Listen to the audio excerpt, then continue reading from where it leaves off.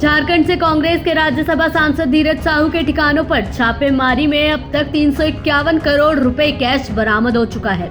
नोटों के इतने बंडल मिलने के बाद आयकर विभाग को अब भी शक है कि धीरज साहू ने इससे कई गुना बड़ा खजाना छिपा रखा है। इसलिए अब आयकर विभाग की टीम धीरज साहू के रांची स्टेडियम रोड में स्थित घर की जमीन खोदने की तैयारी कर रही है।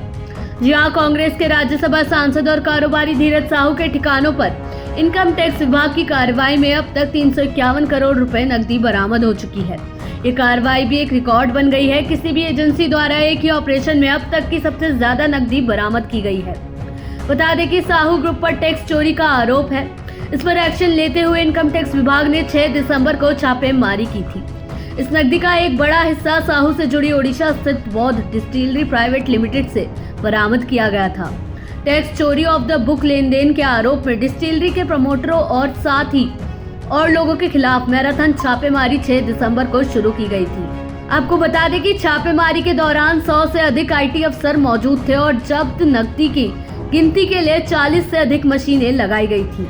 आयकर विभाग के अधिकारी ये पता लगाने की कोशिश कर रहे हैं कि क्या जमीन के नीचे आभूषण, गहने या कोई और धातु की चीजें तो नहीं छिपी हुई हैं। बता दें कि आयकर विभाग की टीम ने सांसद धीरज प्रसाद साहू के रांची और दूसरे ठिकानों में छापेमारी की। जब आईटी विभाग की टीमें धीरज साहू के यहाँ छापेमारी कर रही थी तो वहां से कई हैरान करने वाली तस्वीरें सामने आई थी। इन तस्वीरों में टेबल पर चारों तरफ गड्डियां ही गड्डियां नजर आ रही थी। कैश की मात्रा इतनी ज्यादा थी कि नोट गिनने वाली मशीनें तक खराब हो गई थी।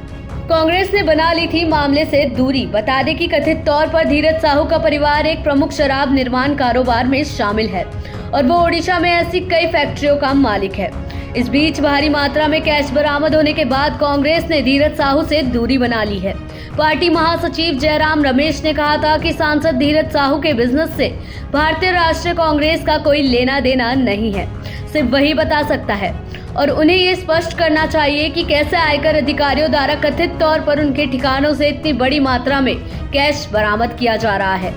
दरअसल आयकर विभाग की टीम ने बौद्ध डिस्टिलरी प्राइवेट लिमिटेड और उसके प्रमोटरों के खिलाफ टैक्स चोरी के मामले में छापेमारी 6 दिसंबर को शुरू की थी।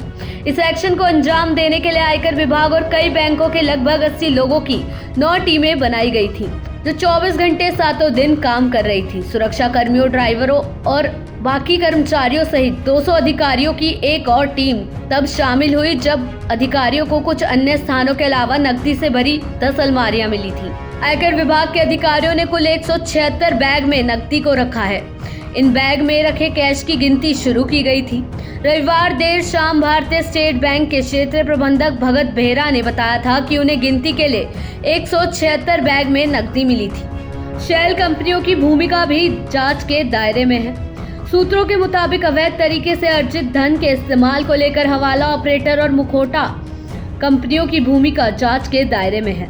इनकम टैक्स विभाग की क्षेत्रीय जांच शाखा ने कार्रवाई पर एक अंतरिम रिपोर्ट विभाग के प्रशासनिक निकाय दिल्ली में केंद्रीय प्रत्यक्ष बोर्ड यानी CBDT को भी भेज दी गई है। सूत्रों ने बताया कि ओडिशा, झारखंड और पश्चिम बंगाल में 30 से 34 परिसरों की तलाशी ली गई। उन्होंने बताया कि विभाग ने करीब 3 किलोग्राम सोने के आभूषण भी जब्त किए।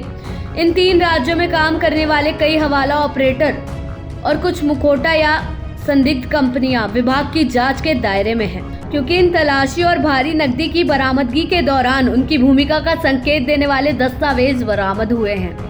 देश दुनिया की ऐसी ही तमाम खबरों के लिए देखते रहें समय डिजिटल।